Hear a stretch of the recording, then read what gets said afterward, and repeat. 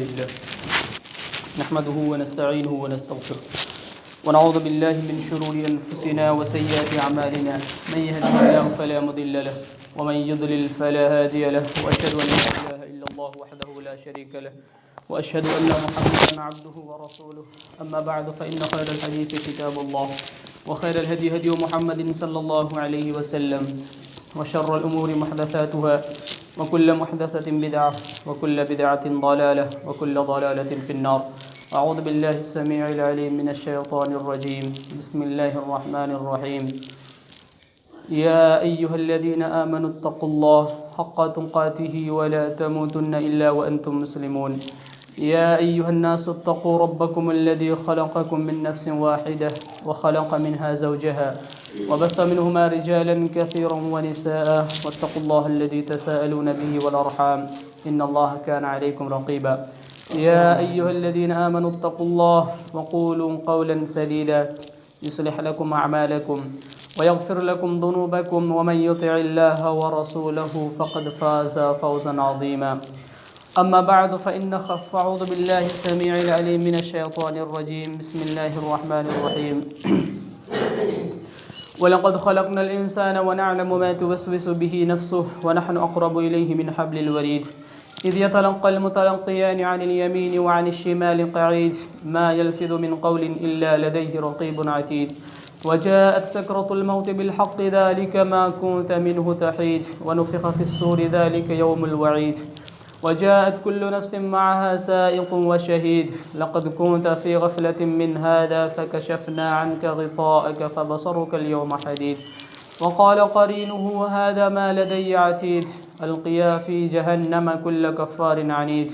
مناع للخير معتد مريب الذي جعل مع الله إلها آخر فألقياه في العذاب الشديد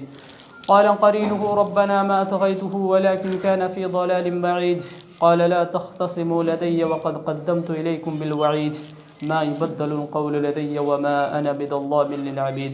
وقال الله عز وجل في موضع آخر ولقد بعثنا في كل أمة رسولا أن يعبدوا الله واجتنبوا الطاغوت وقال النبي صلى الله عليه وسلم من لقي الله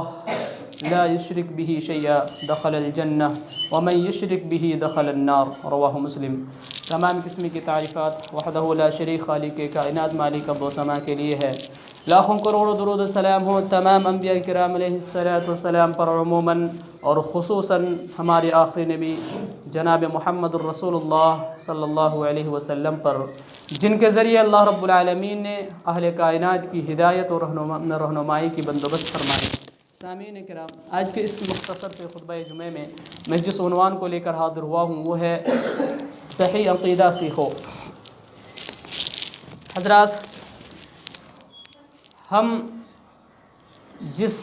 منہج سے تعلق رکھتے ہیں، منہج سلف اہل الحدیث، ان کا بنیادی اصول ہی ہے کہ ہمارا عقیدہ صحیح ہو. اور یہ عقیدہ زندگی میں اور ہر اعمال میں انسان کے لیے اتنی اہمیت ہے کہ اگر عقیدہ درست نہ ہو کوئی بھی عمل قابل قبول نہیں، کوئی بھی عمل قابل قبول نہیں. اسی لیے امام شافعی رحمۃ اللہ علیہ نے ایک قول نقل فرمایا ہے. وہ کہتے ہیں کہ اگر انسان اپنے عمل کے ذریعے نیچا چلا جائے لیکن اس کا عقیدہ صحیح ہو تو وہ عقیدہ اس کو اٹھ کھڑا کر دیتا ہے. لیکن اگر کسی کے اعمال کا انبار کھڑا ہو، پہاڑ کے جیسے اعمال ہوں، لیکن ان کا عقیدہ اگر صحیح نہ ہو تو پھر ان کا یہ اعمال ان کو گرا دیتا ہے، اس لیے کہ ان کا عقیدہ ہی صحیح نہیں ہے. لہذا یہ عقیدہ اور صحیح عقیدہ، توحید کا عقیدہ سیکھنا ہمارے لیے لازمی اور ضروری ہے. اس لیے کہ جب تک ہم اپنی عقیدہ کو درست نہ کر لیں، اپنی عقیدہ کو صحیح نہ کر لیں تو ہمارا کوئی بھی عمل، چاہے وہ جیسا بھی عمل ہو، اللہ کے نزدیک قابل قبول نہیں ہے. اسی لیے اللہ رب العالمین نے قرآن کریم کی سورہ نحل سورہ نمبر 16 آیت نمبر 36 کے اندر ارشاد فرمایا وَلَقَدْ بَعَثْنَا فِي كُلِّ أُمَّةٍ رَسُولًا أَنِ اعْبُدُوا اللَّهَ وَاجْتَنِبُوا الطَّاغُوتَ کہ یقیناً ہم نے جتنے بھی انبیاء بھیجے ہیں، وَلَقَدْ بَعَثْنَا فِي كُلِّ أُمَّةٍ رَسُولًا اور ہم نے ہر امت میں ایک رسول بھیجا ہے، اور جتنے بھی ہم نے رسول بھیجا ہے سبوں کو ہم نے یہی پیغام دیا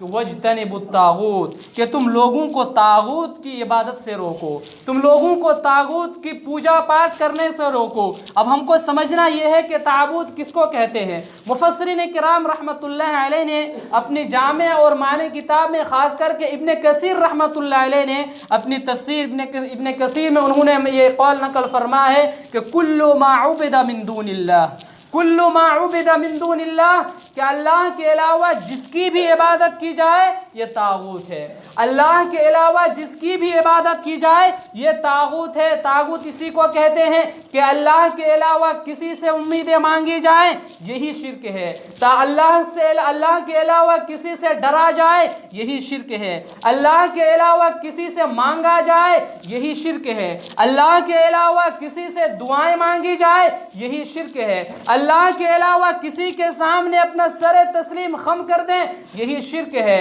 اور اللہ کے علاوہ کسی کے سامنے اپنے نفس کو گرا دیں، اپنے عزت نفس کو اللہ کے حوالے نہ کرتے ہوئے غیروں کے حوالے کر دیں، یہی شرک ہے۔ اسی لیے ابن کثیر رحمۃ اللہ علیہ نے نہایت ہی جامع اور معنی جو انہوں نے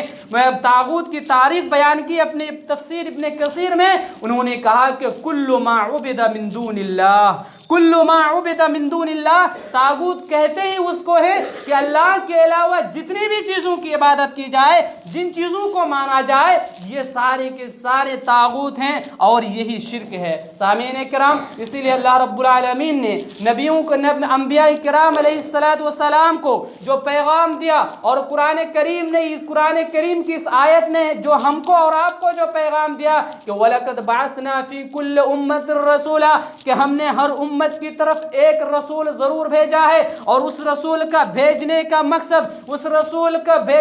مقصد یہ ہے کہ وہ لوگوں کو دوسری کی عبادت سے روکے، وہ دوسروں کی عبادت سے لوگوں کو روکے۔ یہی انبیاء کے دنیا میں بھیجنے کا، دنیا میں مبعوث کرنے کا، لوگوں تک پیغام پہنچانے کا ان کا اصل مقصد یہی ہے کہ وہ لوگوں کو اوروں کو چھوڑ کر کے صرف ایک اللہ کی طرف جوڑ دے۔ یہ اللہ رب العالمین کا ایک عظیم مقصد ہے نبیوں کو بھیجنے میں۔ اور اللہ رب العالمین نے قرآن کریم کی سورہ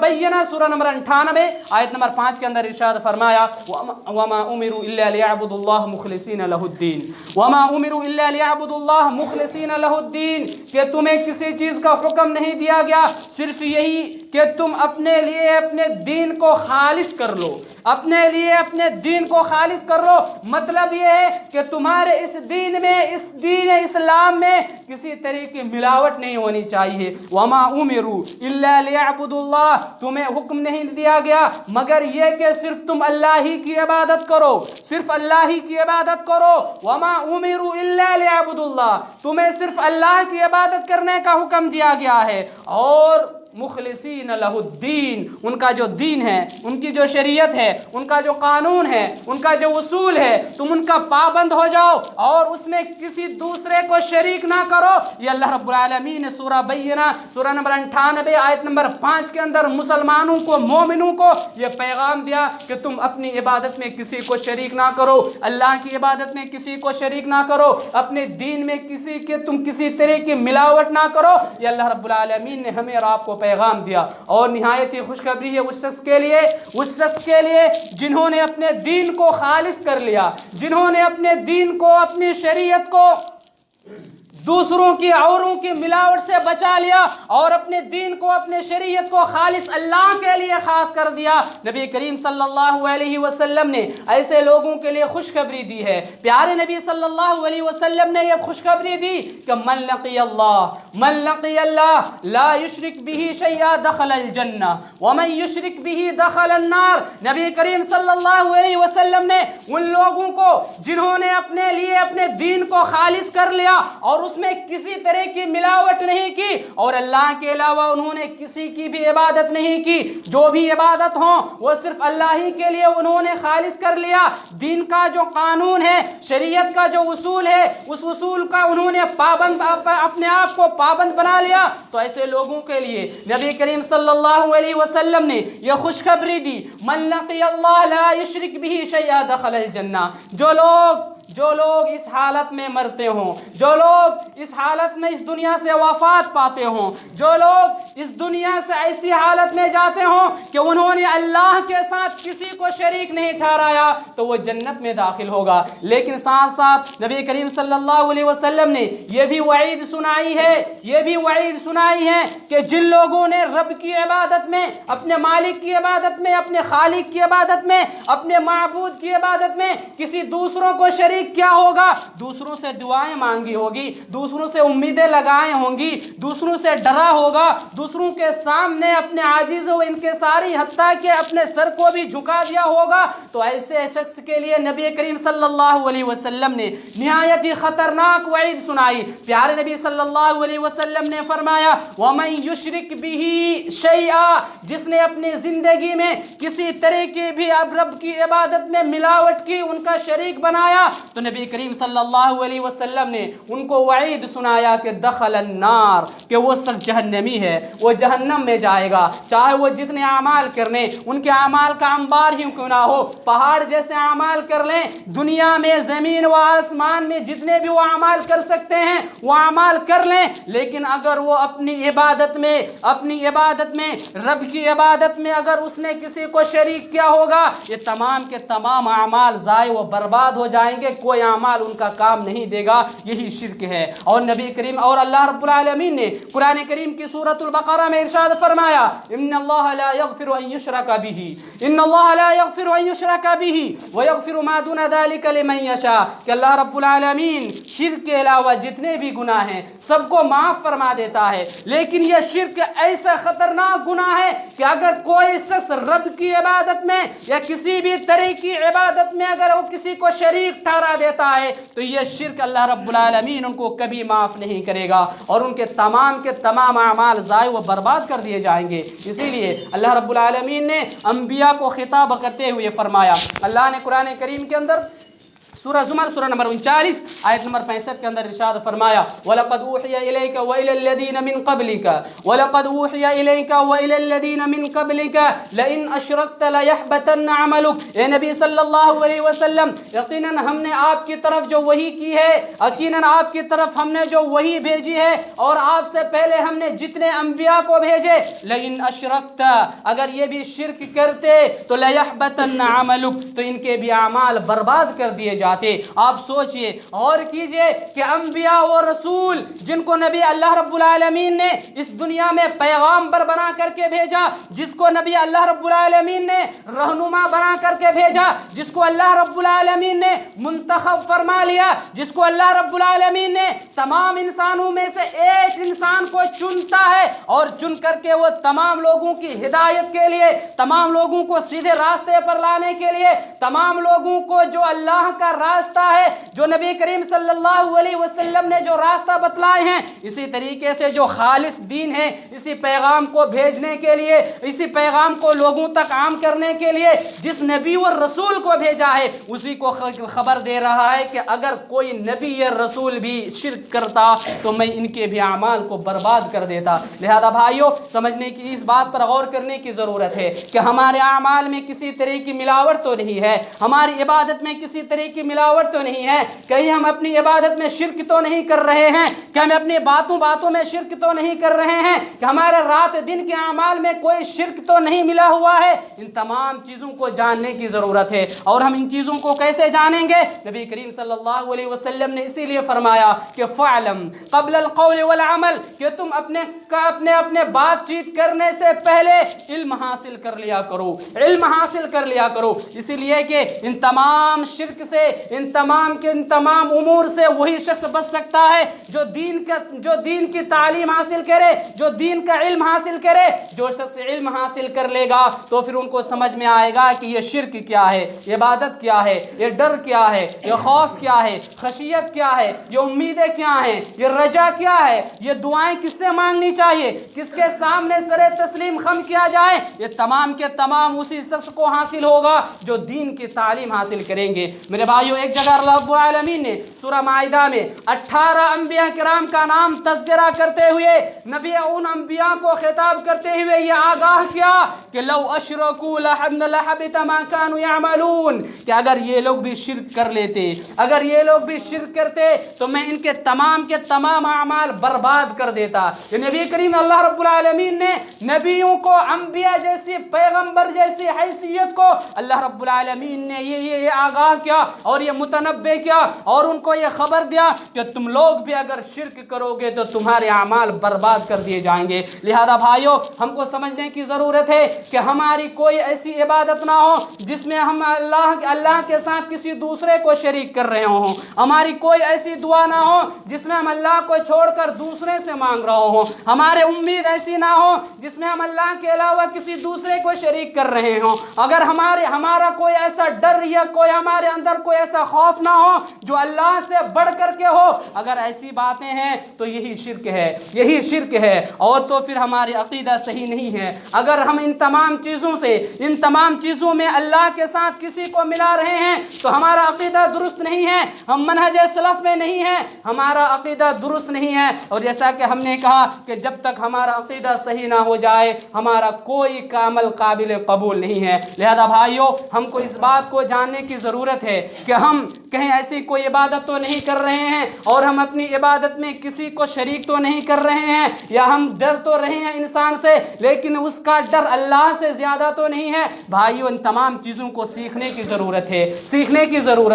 اور سیکھنے کے ساتھ ساتھ اس پر عمل پیرا ہونے کی ضرورت ہے۔ اسی لیے کہ نبی اللہ رب العالمین نے دنیا میں جتنے بھی انبیاء کرام علیہ السلام کو مبعوث فرمایا، جتنے بھی نبیوں رسولوں کو بھیجا، تمام لوگوں کو، تمام نبیوں کو، تمام رسولوں کو یہ پیغام دیا کہ تم صرف اور صرف ایک اللہ کی عبادت کی طرف دعوت دو، تم خالص اللہ کی عبادت کی طرف دعوت دو اور تم کو کسی چیز کی دعوت دینے کی ضرورت نہیں۔ جب تم اللہ کی طرف بلا لو گے تمہارا سب سے پہلا کام، سب سے فرسٹ کام جو وہ ہوئے گا کہ تم سب سے پہلے اللہ کی طرف دعوت دو۔ اور یہ یقینی بات ہے کہ جو انسان اپنے آپ کو اللہ کے حوالے کر دے، جو انسان اپنے آپ کو مکمل طور پر اللہ کے حوالے کر دے تو پھر اس کو کسی چیز کی ضرورت نہیں پڑتی، اسی لیے اللہ رب العالمین نے جتنے بھی انبیاء بھیجے تمام لوگوں کو یہ حکم دیا کہ تم سب سے پہلے تم اللہ کی عبادت کی طرف لوگوں کو دعوت دو۔ اسی لیے اللہ رب العالمین نے قرآن کریم کی سورہ انبیاء سورہ نمبر 21 آیت نمبر 25 کے اندر ارشاد فرمایا ان ارسلنا نوحا الی قومه ان ارسلنا الیک رسولا من قبلک من رسول الا نوحی الیہ، کہ نبی صلی اللہ علیہ وسلم ہم نے آپ کی طرف آپ سے پہلے جتنے بھی وہی بھیجے ہیں ہم نے یہی لوگوں کا حکم دیا ہے، ان لوگوں کو بھی اور آپ کو بھی یہ حکم دے رہے ہیں کہ آپ صرف لوگوں کو اللہ کی طرف بلائیں، لہذا بھائیو آج ہمیں اللہ کی طرف لوٹنے کی ضرورت ہے اور اپنے عقیدے کو صحیح کرنے کی ضرورت ہے۔ ہمارا کوئی ایسا عمل نہ ہو جس میں اللہ کے ساتھ کسی کو ہم شریک کر رہے ہوں۔ اگر ہمارا کوئی ایسا عمل ہے تو ہم کو اس سے باز آنے کی ضرورت ہے، ہم کو اس سے رکنے کی ضرورت ہے، اس لیے کہ ہمارا وہ عمل جس میں ہم اللہ کے ساتھ کسی کو شریک کر رہے ہوں وہ ہمارا عمل قابل قبول نہیں ہے۔ اور ایسے شخص کے لیے جیسا کہ میں نے پیارے نبی صلی اللہ علیہ وسلم کی حدیث آپ کے سامنے بیان کی، من لقی اللہ لا یشرک بہ شیئا دخل الجنہ، جس نے ایسی حالت میں جس کی موت ہوئی، جس نے اللہ کے ساتھ کسی کو شریک نہیں ٹھہرایا، تو اس شخص کے لیے خوشخبری یہ ہے کہ وہ جنت میں جائے گا۔ ومن یشرک بہ دخل النار، اور جو اللہ کے ساتھ کسی کو شریک ٹھہرائے تو جہنم میں جائے گا۔ میرے بھائیو پیارے نبی صلی اللہ علیہ وسلم نے ایک اور حدیث پہ فرمایا، حدیث قدسی ہے، امام ترمذی رحمۃ اللہ علیہ نے اس حدیث کو حسن کہا۔ انہوں نے کہا کہ لو اتیتنی بقراب الارض خطایا ثم لقیتنی لا تشرک بہ شیئا، اللہ رب العالمین نے کہا کہ اگر کوئی بندہ میرے پاس ایسا آتا ہے کہ اس نے زندگی میں کسی کو ہماری عبادت میں کسی کو شریک نہیں ٹھہرایا اور وہ پوری دنیا بھر کے زمین بھر کر کے وہ گناہ لے کر کے آتا ہے تو لا اتیتنی بقرابھا مغفرہ، تو میں اس سے بڑھ کر بخشش ان کے سامنے لاؤں گا اور ان کے تمام گناہوں کو جو انہوں نے زمین بھر یا آسمان بھر انہیں گناہیں کی ہوں گی تمام گناہوں کو میں معاف کر دوں گا۔ یہ اللہ رب العالمین، یہ اللہ رب العالمین کا یہ وعدہ ہے کہ اگر کوئی انسان شرک کے علاوہ کوئی بھی گناہ کرے اور وہ اپنے عقیدہ کو صحیح رکھے، اپنے عقیدہ کو درست کر لے، تو وہ اگرچہ دنیا میں جتنے بھی گناہیں کی ہوں گی لیکن صرف اللہ کی عبادت میں کسی کو شریک نہیں ٹھہرایا ہوگا، شرک جیسا عظیم گناہ انہوں نے کبھی نہیں کیا ہوگا، تو اللہ نے کہا کہ ہم ان کے تمام گناہوں کو معاف فرما دیں گے۔ لہذا بھائیو، ہم کو غور کرنے کی ضرورت ہے کہ ہماری زندگی میں کوئی ایسا عمل تو نہیں ہے جس میں ہم شرک کر رہے ہوں، ہماری زندگی میں کوئی ایسا عمل تو نہیں ہے جس میں ہم اللہ کی عبادت میں شریک کر رہے ہوں۔ اور یہ بات آپ جان لیجئے کہ صرف نماز پڑھنا، یہ صرف درگاہ میں جا کر کے، قبرستان میں جا کر کے سجدے کرنا ہی شرک نہیں ہے، بلکہ یہ دعا کرنا اور اپنی دعا میں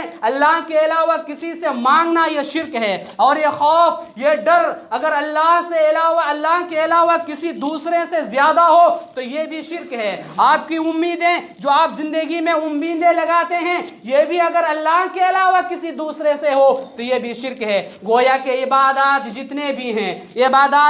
بھی ہیں ان تمام عبادات میں اگر ہم کسی کو شریک کر رہے ہوں تو یہی شرک ہے۔ صرف قبرستان میں جا کر کے، درگاہوں میں جا کر کے ماتھا ٹیکنا ہی شرک نہیں ہے، یہ صرف یہ بتوں کے سامنے جا کر کے، مورتیوں کے سامنے جا کر کے ہاتھ جوڑنا، ماتھا ٹیکنا یہی شرک نہیں ہے، بلکہ ہمارا جو مسلک ہے، جو ہمارا جو منہج ہے، منہج اہل الحدیث، ان کا جو عقیدہ ہے وہ یہ کہتے ہیں کہ تمام کے تمام عبادات جو اللہ کے لیے خالص ہیں، ان تمام عبادات میں اگر کسی کو شریک کیا جائے تو یہ شرک ہے۔ آپ مندروں میں جائیں نہ جائیں، مورتیوں کے سامنے کھڑے ہو یا نہ ہو، بتوں کے سامنے کھڑے ہو یا نہ ہو، آپ قبرستان میں جا کر کے اپنا ماتھا ٹیکے یا نہ ٹیکیں، درگاہ میں جا کر کے سجدہ کریں یا نہ کریں، اگر ان تمام چیزوں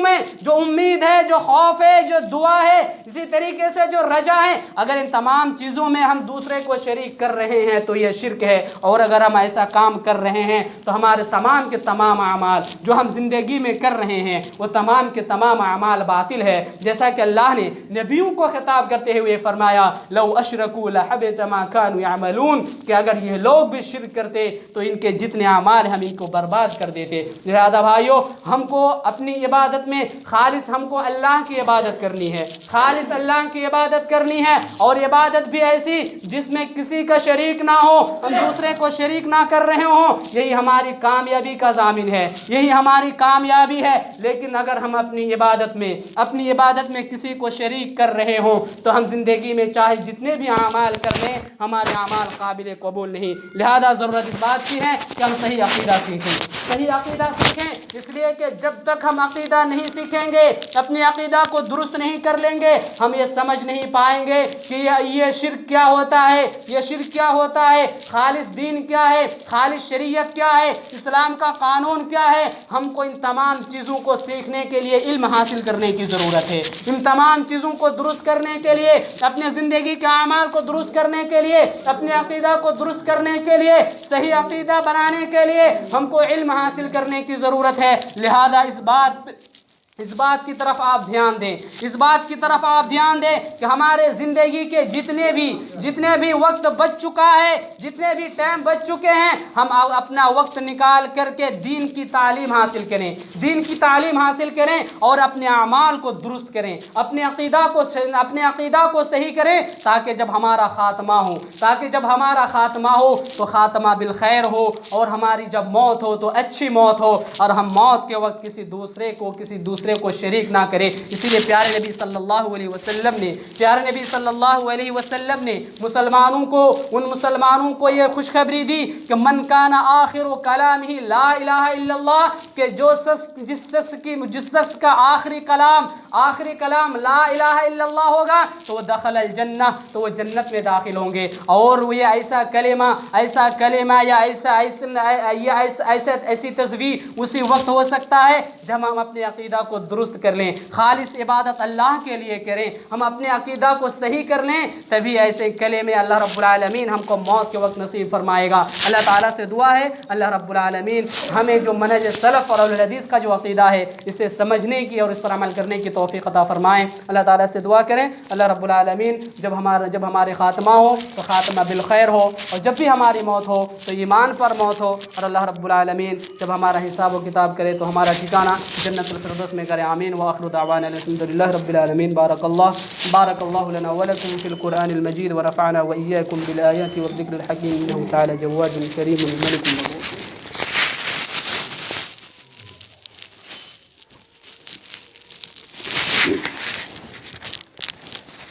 إن الحمد لله نحمده ونستعينه ونستغفره ونعوذ بالله من شرور أنفسنا وسيئات أعمالنا، من يهده الله فلا مضل له ومن يضلل فلا هادي له، وأشهد أن لا إله إلا الله وحده لا شريك له، وأشهد أن محمدا عبده ورسوله. أما بعد فإن خير الحديث كتاب الله، وخير الهدي هدي محمد صلى الله عليه وسلم، وشر الأمور محدثاتها، وكل محدثة بدعة، وكل بدعة ضلالة، وكل ضلالة في النار. اللهم صل على محمد وعلى آل محمد كما صليت على إبراهيم وعلى آل إبراهيم إنك حميد مجيد. اللهم بارك على محمد وعلى آل محمد كما باركت على إبراهيم وعلى آل إبراهيم إنك حميد مجيد. إن الله وملائكته يصلون على النبي